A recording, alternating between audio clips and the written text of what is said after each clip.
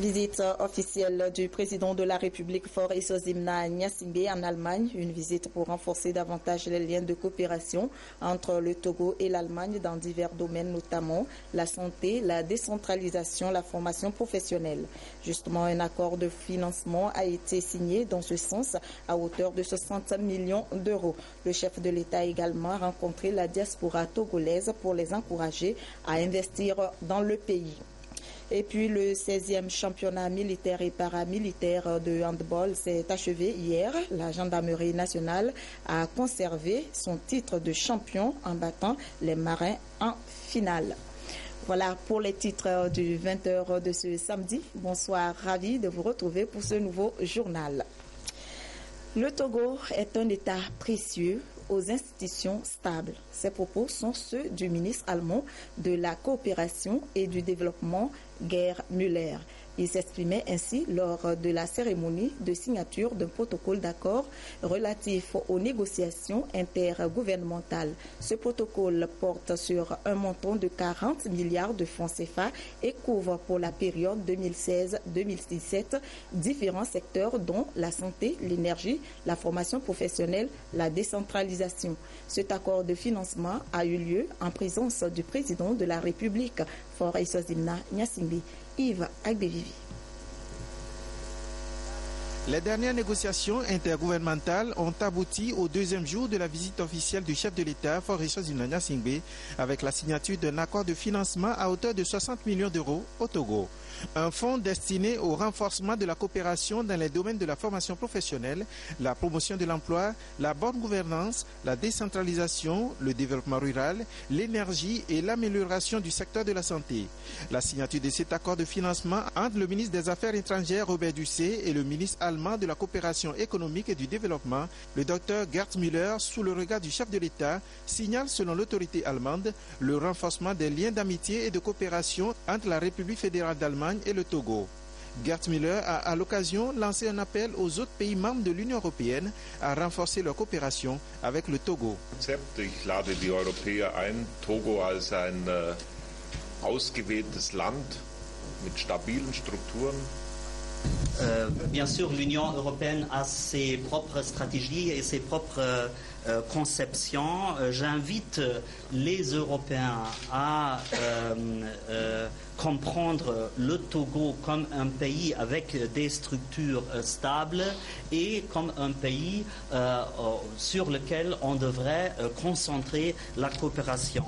Et j'invite aussi nos amis européens, les Français, les Britanniques. Nous disons toujours que nous devons faire plus et davantage en Afrique, de prendre le Togo comme un pays prioritaire parce que c'est un partenaire extraordinaire. Cet accord de financement intervient après des échanges entretenus par le docteur Frank Steinmeier et celui de la coopération économique et du développement, le docteur Gerd Müller, successivement reçus par le chef de l'État, Faure Essozimna Gnassingbé. La diaspora togolaise, depuis quelques années, le président de la République Faure Essozimna Gnassingbé a fait de la diaspora un acteur clé dans le processus de relance de l'économie nationale. Et c'est dans ce sens que le chef de l'État a rencontré la diaspora togolaise en Allemagne. Occasion une fois encore d'appeler cette dernière à saisir les opportunités d'investissement qu'offre aujourd'hui le Togo. Le point avec Yves Agbevivi.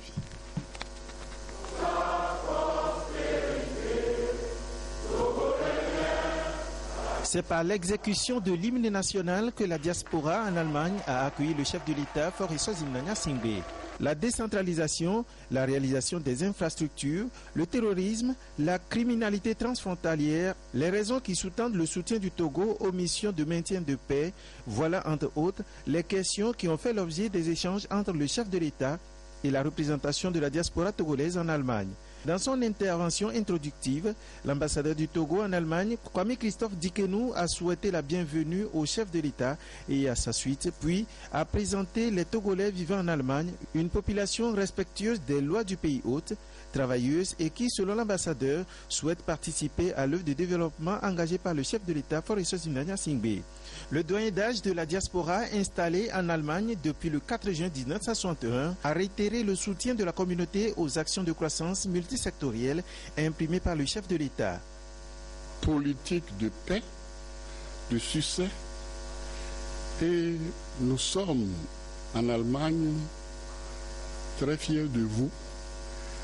Lorsque nous avons appris que vous avez créé une institution au nom de Haut Commissariat pour les réfugiés, nous étions très très contents.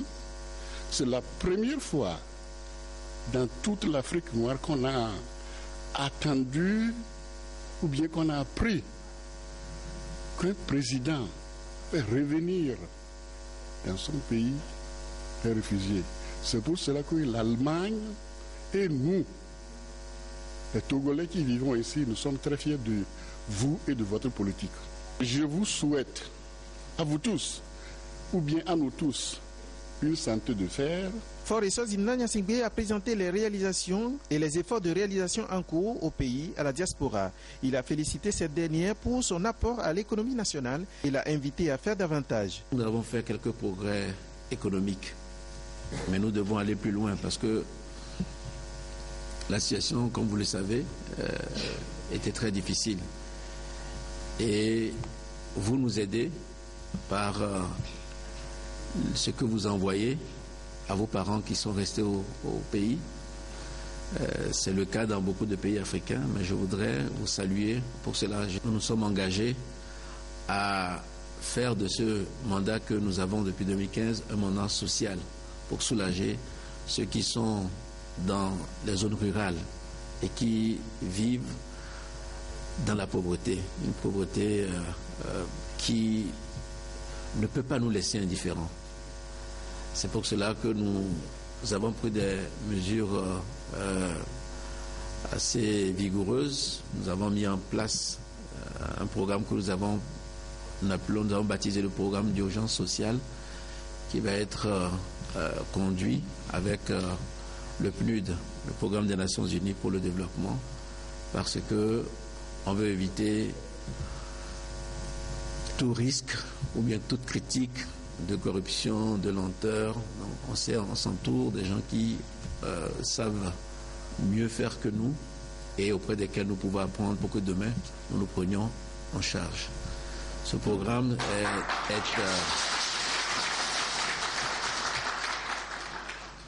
est ambitieux puisque nous voulons dépenser 300 millions d'euros sur les 2 ans.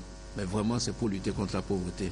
Je crois que beaucoup d'entre vous, quand vous voyez parfois l'état de nos écoles où les enfants sont sur la paille, il n'y a pas de banc, ils sont assis sur les pierres. Quand il pleut, ils sont obligés de rentrer à la maison. Enfin bref, la pauvreté a de multiples visages dans notre pays. C'est pour ça que nous devons accorder une attention particulière à ce phénomène-là.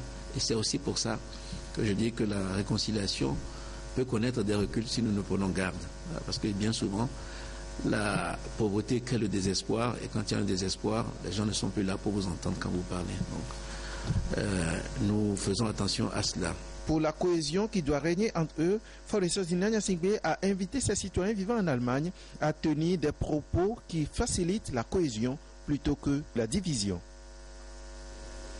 Voilà pour l'instant ce qu'on peut retenir du séjour du président de la République en Allemagne. Réunion des points focaux de l'Alliance globale pour la résilience Sahel et Afrique de l'Ouest sur les sources de financement pouvant aider les États à mobiliser les ressources pour mieux identifier les priorités résilience dans les pays concernés.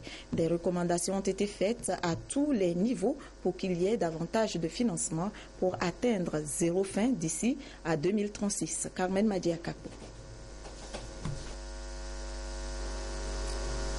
En 2012, les dirigeants de l'Afrique de l'Ouest et du Sahel et leurs partenaires ont décidé de fédérer leurs efforts pour réduire de façon significative la vulnérabilité alimentaire et nutritionnelle dans leur espace. C'est dans ce contexte qu'il a été institué un partenariat dénommé AGIR, Alliance globale pour la résilience Sahel-Afrique de l'Ouest. La mise en œuvre de ce partenariat recommande que chaque pays identifie ses priorités résilience. 6 des 17 pays engagés dans l'Alliance ont déjà validé leur document priorité résilience PRP. La cellule technique Agir a donc réuni les points focaux de ces pays pour mieux les outiller en matière de mobilisation de ressources financières nécessaires à la réussite du projet. Après cet atelier, ce que nous avons pu dire ici, nous puissions poursuivre ces réflexions, mais qu'il y ait davantage de financement pour soutenir la construction de la résilience dans nos pays. Les participants comptent tout mettre en œuvre au plan national pour atteindre l'objectif zéro faim dans 20 ans. Au retour au Mali, nous devons organiser un atelier de restitution et ensuite demander à chacun de pouvoir jouer effectivement le rôle qui sera le sien, donc pour pouvoir conduire véritablement le programme. On va parler avec notre société nationale et on va voir où la Croix-Rouge peut implémenter aussi les priorités du pays. Et c'est pour nous très important. Et la Croix-Rouge internationale a lancé une initiative, c'est le One Billion Coalition pour la résilience. Et les initiatives sont très importantes pour nous aussi. Ces assises de Lomé ont permis à la cellule technique Agir de mettre en contact les acteurs nationaux et les personnes ressources afin de démarrer le processus de concertation pour l'identification des projets bancables. Direction région de la Kara où s'est rendu le ministre de la Santé dans les districts sanitaires de Dankpen, de la Kosa et de Doufelgou. C'est pour une mission d'évaluation de la prise en charge intégrée des maladies du nouveau-né et de l'enfant et de l'approche assainissement total mise en œuvre dans le canton de Ténéga. Nestor Mouzou. Kissa Moussim, première étape de la visite dans la région de la Kara du ministre de la Santé et de la Protection sociale, de l'ambassadeur de France au Togo et du représentant résident de l'UNICEF au Togo. Ce village, situé à 8 km de Guerinkouka, chef-lieu de la préfecture de Dankpen, a bénéficié des interventions à base communautaire du projet Initiative Mishkoka, financé par la France et piloté par l'UNICEF. À Kissa Moussim, M. Mbouloumé a été formé comme ASC, agent de santé communautaire pour la prise en charge des maladies simples. Mon travail est d'aider nos mamans en faisant comment? En traitant les enfants de 2 à 5 ans qui souffrent des maladies infantiles, telles que le paludisme, la diarrhée et la toux. Il doit rechercher les signes. En cherchant les signes comment? Voir si l'enfant présente les signes de danger ou pas. Au cas où l'enfant n'a pas de signes de danger, il doit traiter l'enfant. Au moment où je découvre que l'enfant a un seul signe de danger, je dois immédiatement référer l'enfant à l'USP. Dankpen est le district sanitaire le plus enclavé de la région de la Kara. 65% de la population n'a pas accès à un centre de santé dans un rayon de 5 km. Cependant, la mortalité des enfants de moins de 5 ans a régressé ces dernières années grâce aux interventions à base communautaire. De Dankpen, la délégation a mis le cap sur Penzingbe dans la préfecture de la Kosa. La formation sanitaire de Penzingbe, à 14 km de la ville de Kara, est une ISP, unité de soins périphériques de type 1, puisque dirigée par un infirmier d'État. Ce centre de santé couvre 6 819 habitants, soit 537 ménages. Les personnes établies à plus de 5 km de ce centre sont estimées à 40%. L'ISP de Penzingbe dispose de 5 ASC formés pour la PCME, prise en charge intégrée des maladies du nouveau-né et de l'enfant. La délégation a eu des explications sur leur contribution à la bonne santé de la population. Au premier trimestre de cette année, seuls 14 cas de consultation liés aux maladies dues au manque d'hygiène ont été enregistrés contre 187 cas sur la même période en 2015. La construction de la tribune familiale en est pour quelque chose, d'autant plus que le canton a atteint la FEDAL, fin de la défécation à l'air libre. Tout ne se joue pas à l'hôpital pour la santé, beaucoup se joue sur le terrain. Et les assistants sanitaires des communautés doivent être salués. Ils sont 12 000, ils font un travail extraordinaire. C'est qu'il faut vraiment qu'on soit tous ensemble. tout le monde a un rôle dans cette amélioration de la santé publique au Togo. Et je suis heureux de vous annoncer que le fonds Muskoka va être prolongé, qu'on va donner presque 6,5 milliards de francs CFA à 8 pays de la région, dont le Togo. Il a été choisi parce qu'il est méritant. Et que parmi ces fonds, plus de 2 milliards vont aller à l'UNICEF. Donc on trouve que le travail que fait l'UNICEF est remarquable. Nous avons pu voir que la santé communautaire basée sur la prise en charge des maladies les plus fréquentes par un agent de santé communautaire est une intervention non seulement efficace mais peu coûteuse. Et que pour bâtir un monument ou un bâtiment, vous savez qu'il faut d'abord que la base soit solide. Ténéga, dans la préfecture de Dousselgou, a été la dernière étape de la tournée. Ici, la délégation est arrivée pour célébrer avec la population la fin de la défécation à l'air libre. C'est un canton composé de 6 villages et chaque ménage dans ces villages a construit et utilise une latrine. Pour marquer la fédale, comme cela se fait, un drapeau a été hissé. Le ministre de la Santé a félicité la population de Ténéga pour avoir atteint ce niveau. Depuis des années, on a entrepris un système de construction de la latrine à l'usage des populations. Et jusque-là, l'adhésion de la population au système antérieur n'a pas pu être obtenue. Et depuis quelques années, il y a un autre système de construction de latrines qui a été mis en place, qui repose sur des moyens simples dont s'approprie et que met en œuvre la communauté. Et c'est ce qui fait que nous avons parcouru Dankwen, Koza et puis Dousselgou pour voir de façon très concrète, sur instruction du chef de l'État, où en est ce projet-là. Et on a été heureux de constater que la population s'est totalement appropriée. Nous avons été visiter des latrines, c'est remarquable. Et je tiens à dire mes félicitations à la population. Le ministre et sa suite ont émis le vœu que les autres communautés puissent emboîter le pas à celles qui ont réussi dans les deux thématiques que sont la prise en charge intégrée des maladies du nouveau-né et de l'enfant et l'assainissement total piloté par la communauté. Le sujet de Tamong et l'école primaire publique de Nagouni dans la région des Savanes ont été dotés de 2 bâtiments scolaires, d'un jardin d'enfants et des sanitaires. Des ouvrages réalisés grâce au financement de l'ONG Alafia, basée aux États-Unis d'Amérique, avec l'appui du ministre Yak Damham de la Sécurité et de la Protection civile. La cérémonie inaugurale avec Désiré Aloy. Une remise de clés, synonyme d'une réception. Ici, des bâtiments scolaires, un à Nagouni avec un jardin d'enfants, l'ensemble équipé de tables-bancs et autres matériels. L'autre à Tamong, couplé de sanitaires, le tout évalué à 34 millions de francs CFA. Un don de l'ONG Alafia qui a voulu partager les revenus après exploitation des noix de karité et la vente de beurre de ces noix aux États-Unis. Des joyaux qui ont abouti avec l'appui du ministre Yark Damhan en charge de la sécurité et de la protection civile. On fabrique le beurre de karité, on investit ce qui sort de ces activités commerciales pour la communauté.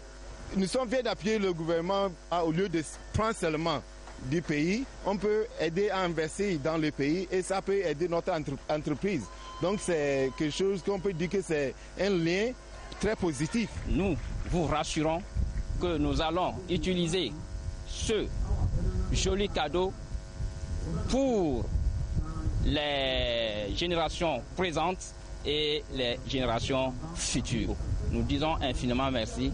Merci, merci à Alafia. Des infrastructures de développement qui viennent appuyer le gouvernement togolais. Il y a de cela 6 mois seulement que l'ONG Alafia a promis de construire dans la préfecture de Tandjouaré des bâtiments scolaires. 6 mois après, c'est chose faite. Il fallait venir assister à la remise aux populations de ces joyaux et leur dire sincèrement merci au nom du gouvernement. En disant merci à l'ONG, c'est accepter que les enfants viennent à l'école. C'est faire en sorte que l'école soit toujours pleine, que ce soit le CG ou l'école primaire. Que les filles soient encouragées à venir à l'école et que de cette école sortent les cadres de demain. Le ministre Yark Damhan, dans la foulée, a personnellement offert aux établissements scolaires du matériel sportif. Il a convié les populations à la culture de citoyenneté et œuvré au maintien de la sécurité dans leur localité. Le membre du gouvernement a remercié aussi l'ONG Alafia qui a un projet de 400 millions de francs CFA dans la région des Savanes. Alafia, basée aux États-Unis, intervient dans l'éducation, la santé et l'environnement. Dans ce dernier volet, des centaines de plans ont été mis en terre dans les deux établissements après réception de bâtiments. L'Association professionnelle des magistrats du Togo a tenu ce matin son assemblée générale ordinaire pour le compte de l'année 2016. L'occasion de passer en revue les activités menées et de définir de nouvelles perspectives. Un nouveau bureau a été mis en place à l'issue de la rencontre. Marceline Tchapala, Carmen Madji, Akakou. Pawele Sogoyou, conseiller à la Cour d'appel de Lomé, est celui qui va tenir les rênes de l'Association professionnelle des magistrats du Togo, AMPT, pour les 3 prochaines années. Avec son équipe, il compte à tout mettre en œuvre au cours de son mandat pour fédérer les énergies afin de redynamiser les actions de l'AMPT.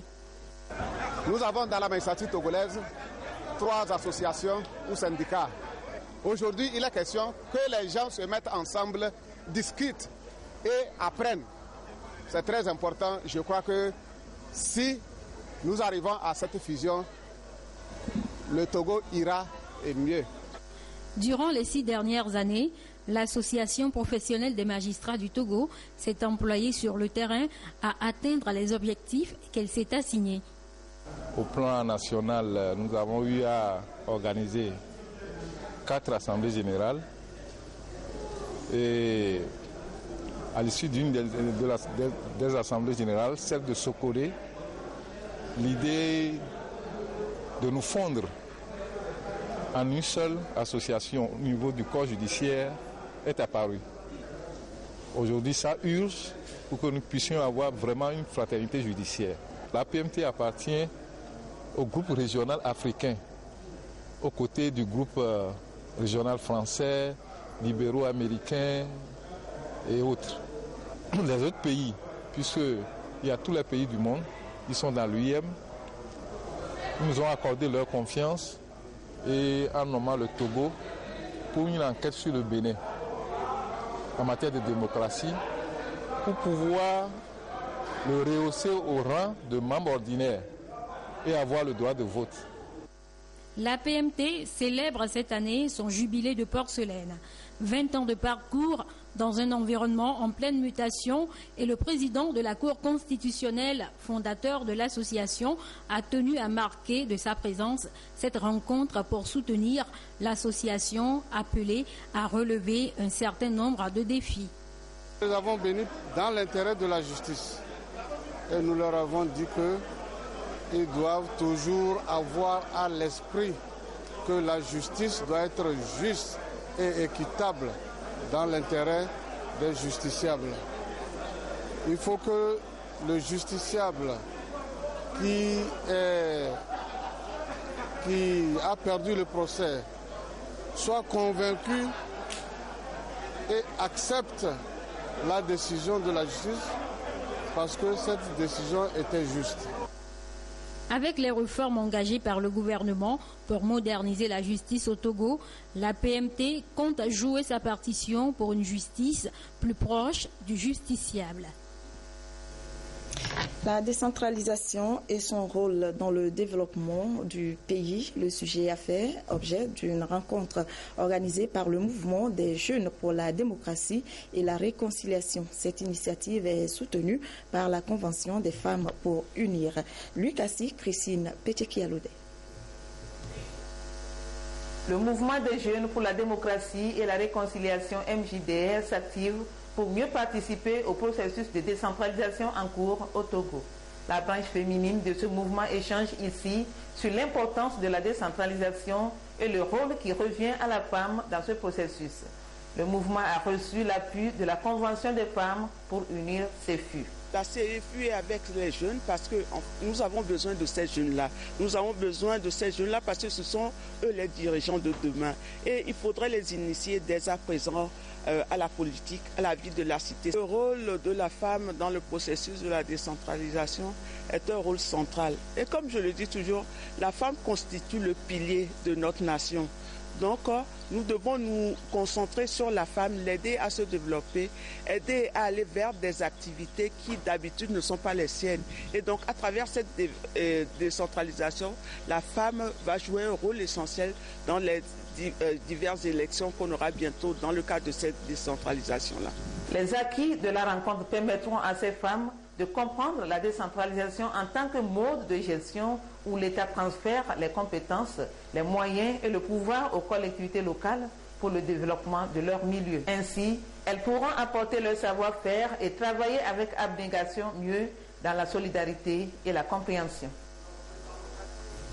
3 individus des présumés faussaires ont été interpellés par les forces de l'ordre. Ces derniers se font passer pour des fournisseurs de produits pharmaceutiques et anarques par-dessus tout les citoyens à travers le canal Flouze. Les faits avec Zakari Biema, Dédé Koussao et Pierre Sosopo.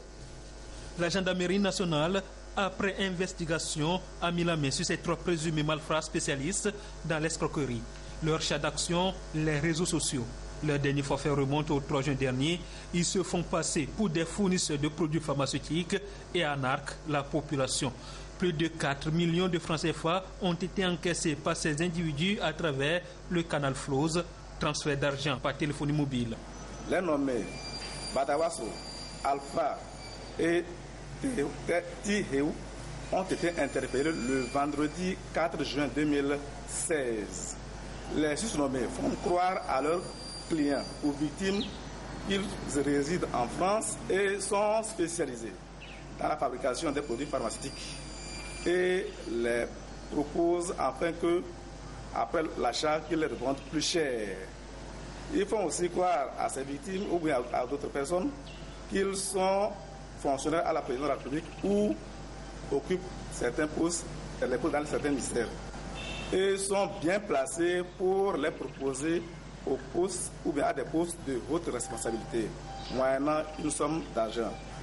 Au cours de l'intervention, 16 portables, 28 kits ont été récupérés. La direction de la gendarmerie nationale invite toute la communauté à plus de vigilance, surtout à ne pas céder à des promesses alléchantes pour éviter toute forme de tromperie. Sport pour terminer avec le 16e championnat militaire et paramilitaire de handball. La gendarmerie nationale championne en titre conserve son rang. Hier en finale, les gendarmes ont battu les marins 27-21. Des précisions avec Claude Ama.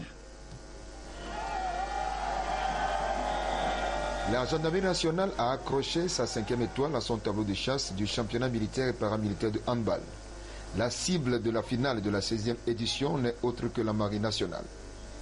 Les Bleus de la gendarmerie n'ont pas hésité à prouver leur bonne forme du moment en allant les premiers au front. Les marins subissent et tentent de riposter par quelques réalisations. Malheureusement, leurs efforts seront annihilés par Atipo Soke, le gardien de la gendarmerie impériale, dans ses perches qui les fait douter. La preuve, les gendarmes mènent 14-10 à la pause.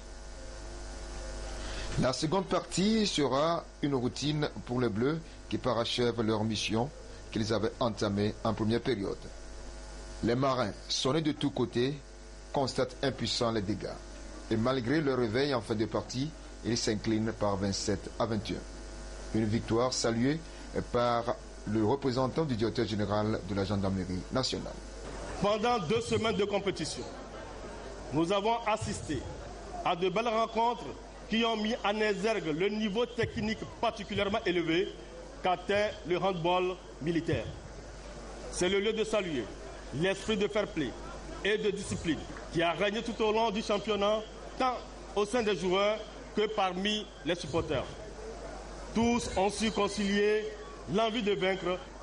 J'adresse mes félicitations à l'équipe Agena Handball qui a rapporté pour la 5e fois consécutive ce tournoi grâce à l'engagement au réalisme dont elle fait toujours preuve.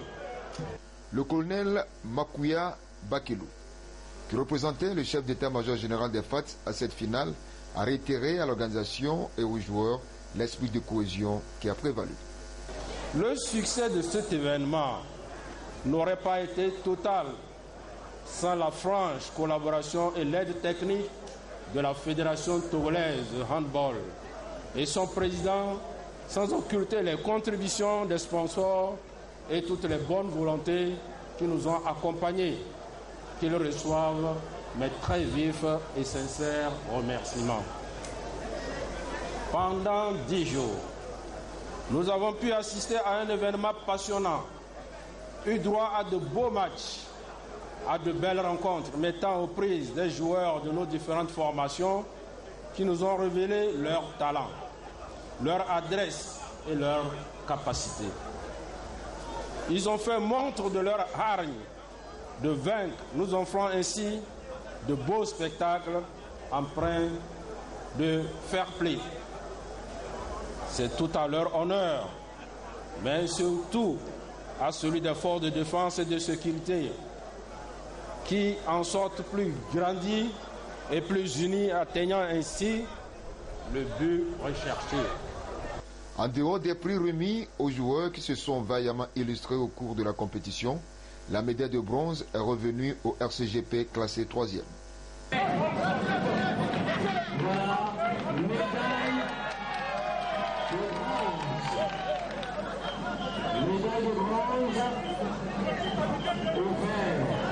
La médaille d'argent à la Marine nationale 2e.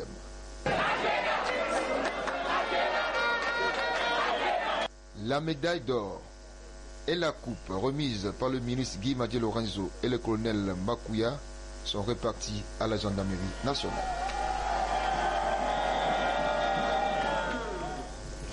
Voilà, c'est sur ces images que se referme ce journal. Merci de nous avoir suivis. Passez une très belle soirée. À demain.